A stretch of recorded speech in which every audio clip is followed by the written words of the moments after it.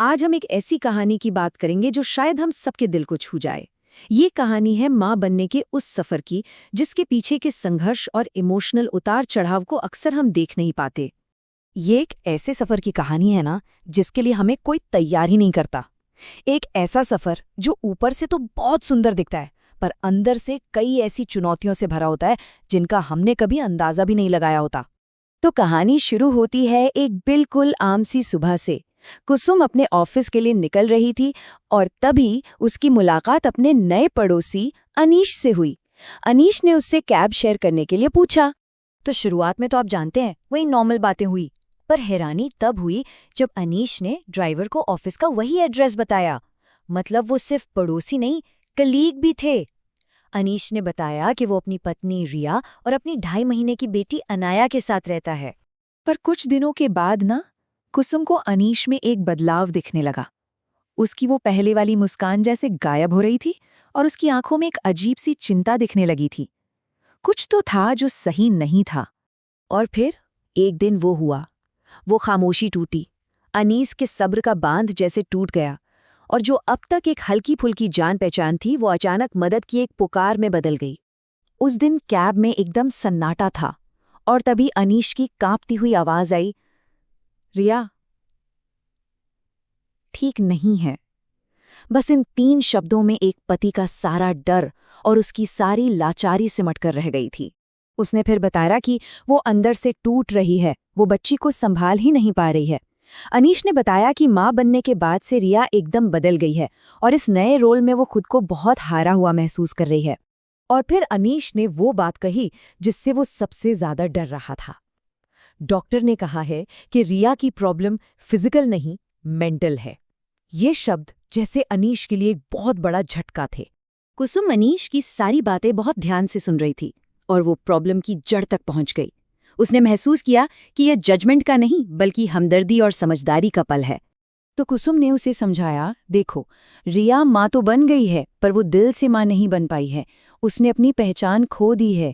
उसने बताया कि उसकी जो पुरानी आज़ादी थी, उसकी जो अपनी दुनिया थी, उसके लगा अब सिर्फ और सिर्फ जिम्मेदारियों ने ले ली है, और शायद इसीलिए वो अपनी बच्ची से कनेक्ट नहीं कर पा रहे। और फिर कुसुम ने एक बहुत ही दिलासा देने वाली मुस्कान के साथ कहा, तुम चिंता मत करो, मैं मदद करूंगी। ये छोटे से शब्द अनीश के लिए जैसे अंधेरे में उम्मीद की एक किरण की तरह थे। तो उसी रात कुसुम जब अनीश के घर गई, तो वहां का जो नज़ारा था वो दिल तोड़ने वाला था। घर पूरा बिखरा पड़ा था, गंदे डायपर पड़े थे, और रिया, वो बेचारी थकी हारी जमीन पर बैठी थी, बिल्कुल एक खोए हुए बच्चे की तरह। कुसुम समझ गई थी कि मामला उसकी सोच से कहीं ज्यादा सीरियस है। तो कुसुम ने एक बहुत ही सिंपल सी चीज कही, रिया, तुम बाहर जाओ, अपने लिए थोड़ी शॉपिंग करो, मैं अनाया को देखती हूँ। रिया पहले तो थोड़ा हिचकिचाई, पर फिर मान गई। शायद ये छोटा सा ब्रेक ही उसके लिए एक नई शुरुआत बन सकता था। और जो हुआ ना, उस पर यकीन करना मुश्किल था। कुछ ही मिनटों में रिया बिल्कुल बदल चुकी थी। जीन्स पहने, खुले बालों में और होठों पर एक हल्की सी मुस्कान के साथ वो फिर से रिया लग रही थी, ना कि सिर्फ एक थकी हुई माँ। अगले दिन जब अनीश ऑफिस आया तो उसका चेहरा एकदम खिला हुआ था। उसने कुसुम से कहा, कल मुझे मेरी पुरानी रिया वापस मिल गई।